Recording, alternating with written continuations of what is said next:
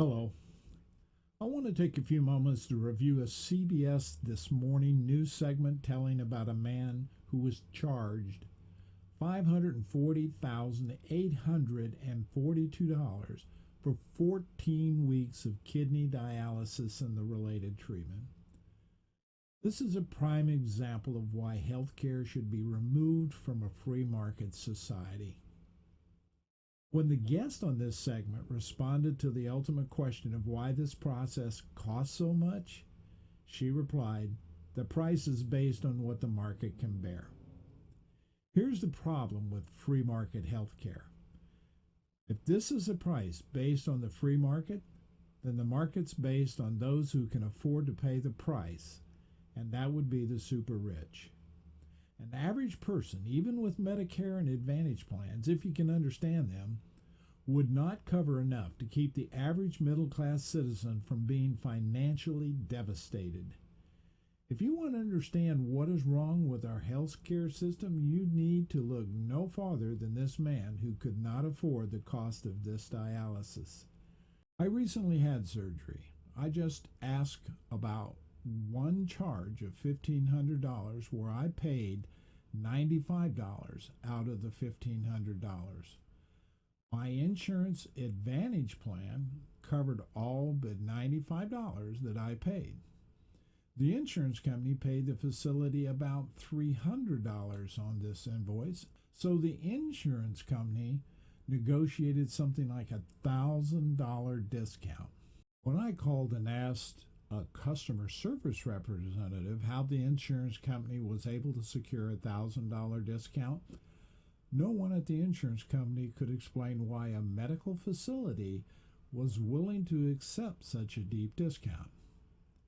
When I asked why a facility was willing to accept a couple of $100s when they charged $1,500, the insurance company could not explain to me why they accepted less, other than they were guaranteed payment of that amount, and if I was uninsured, the hospital may not get paid at all. I asked if the facility was willing to accept the lower amount, why they charged such a high rate to begin with. I got no answer to that question.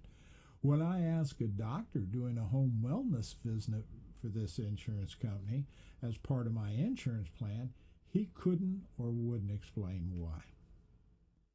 This is the problem with our health care. It is capitalistic. It is based on money and choice. First, free markets are based on people choosing or not choosing whether to purchase the product. Everybody has a choice. The price is set based on how many people purchase the product. If a person is told they will die without dialysis treatment and you cannot find an in-network provider, you're forced to pay the full price without the insurance company's discount.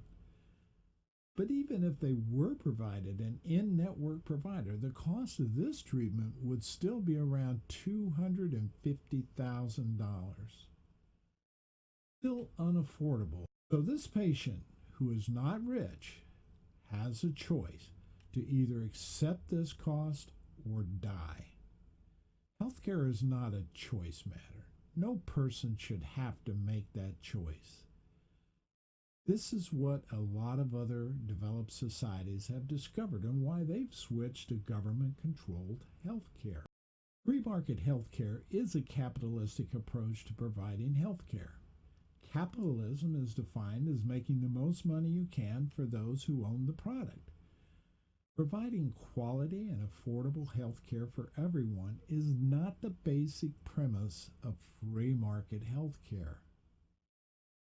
If costs versus treatment is the driving force of our healthcare system, then all the fingers like ambulance trips, physical therapy, diagnostic tests, equipment, drugs, and all the other related elements to treating a patient simply inflate their costs based on what the market can bear. This soon makes nearly all medical care unaffordable for a vast majority of Americans who rely on health care to save their lives versus choosing death. Now, you want to know what happens when a socialistic concept enters the picture? You only need to know someone or many others stepped in and paid for this man's treatment. He owes nothing. Obviously, someone or many others had the well being of someone else in mind, which is a socialistic concept.